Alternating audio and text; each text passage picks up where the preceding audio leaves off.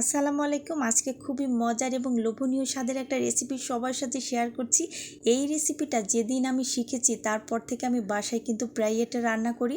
আমার নিজের তো ভীষণ পছন্দ, আর বাসার সবাই তো এই রেসিপির ফ্যান হয়ে গেছে।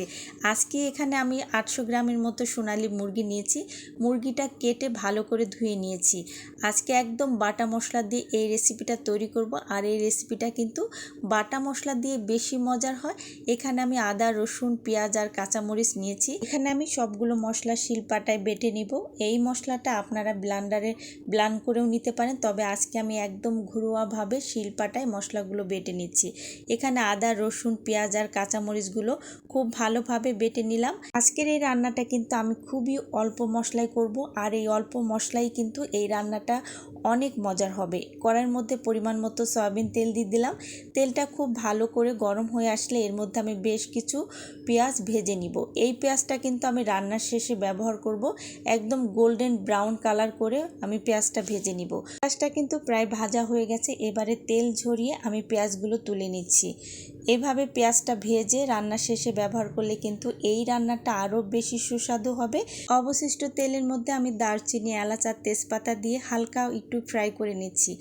একটু ফ্রাই করা হয়ে গেলে এর মধ্যে এখন আমি মুরগির মাংসটা দিয়ে আবারও খুব ভালো করে একটু মুরগির মাংসটা ভাজা ভাজা করে নিব। মুরগির মাংসটা খুব ভালোভাবে যখন ভাজা ভাজা হয়ে যাবে তখন এর মধ্যে আমি যে শিলপাটায় যে মশলাটা বেটেছিলাম সেই বাটা মশলাগুলো দিয়ে খুব ভালো করে মশলার সাথে মুরগির মাংসটা মিশিয়ে দিব।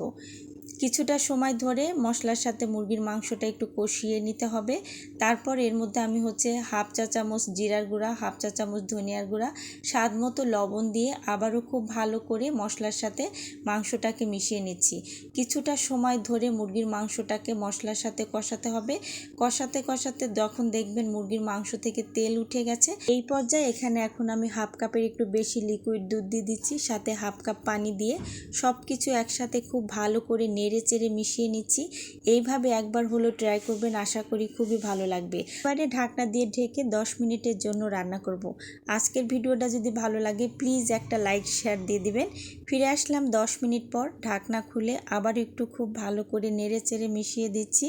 আর এই রান্নাটা যদি এইভাবে একবার হলো ট্রাই করবেন, আপনি এই রান্নার কিন্তু ফ্যান হয়ে যাবেন। এবারে আমি যে পেঁয়াজটা ভেজে রেখেছিলাম সেটা উপর দিয়ে একটু ছড়িয়ে দিলাম। আবার একটু ভালো করে নেড়ে চেড়ে মিশিয়ে দিচ্ছি। রান্নার একদম শেষ পর্যায়ে চলে আসছি। এবার এর মধ্যে হাফ চা চামচ জিরার গুঁড়া আর 4-5টা কাঁচামরিচ দিয়ে একটু নেড়ে চেড়ে মিশিয়ে দিচ্ছি। তরকারির ঝোলটা কিন্তু অনেকটাই ঘন হয়ে গেছে। আর আপনারা ভাবছেন যে এত অল্প মশলায় কিভাবে এই তরকারিটা এত মজার হবে। হ্যাঁ, একবার হলো ট্রাই করবেন, যে কি অসাধারণ একটা রেসিপি সবার সাথে শেয়ার করেছি। আর পুরা বাড়িটা কিন্তু আজকে এই মাংসর ঘ্রাণে একদম মুই করছে। এবারে পরিবেশনের জন্য মাংসটাকে আমি অন্য পাত্রে তুলে নিচ্ছি। মাংসের কালারটা কিন্তু দারুণ হয়েছে। আর এইভাবে একবার হলো ট্রাই করে দেখবেন যে কি মজার একটা রেসিপি সবার সাথে শেয়ার করেছি। এই রেসিপিটা সাদা ভাত বা পোলাওর সাথে খেতে কিন্তু দারুণ লাগে। আজকে আমি সাদা পোলাওর সাথে এই তরকারিটা পরিবেশন করছি। একবার হলো ট্রাই করবেন, বাসার ছোট বড় সবাই কিন্তু অনেক পছন্দ করবে। আজকে এই পর্যন্তই, আবারও কথা হবে নতুন কোনো রেসিপি নিয়ে।